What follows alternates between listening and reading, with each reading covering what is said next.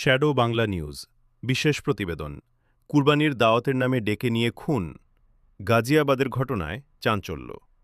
নমস্কার, আপনি দেখছেন শ্যাডো বাংলা নিউজ। উত্তরপ্রদেশের গাজিয়াবাদে ঘটে যাওয়া এক মর্মান্তিক ঘটনা এখন দেশজুড়ে আলোচনার কেন্দ্রবিন্দুতে। অভিযোগ, ১৭ বছরের ছাত্র সূর্যপ্রতাপ চৌহানকে কুরবানির অনুষ্ঠান দেখানোর কথা বলে ডেকে নিয়ে যাওয়া হয়। এরপর সেখানে শুরু হয় বচসা, যা কিছুক্ষণের মধ্যেই ভয়াবহ রূপ নেয়।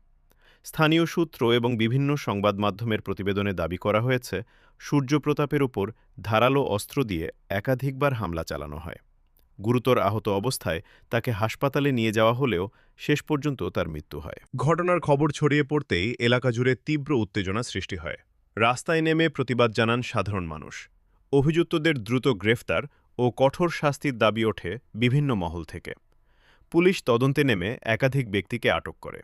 এদিকে মামলার প্রধান অভিযুক্ত হিসেবে অভিযুক্ত আসাদকে ধরতে শুরু হয় বিশেষ অভিযান।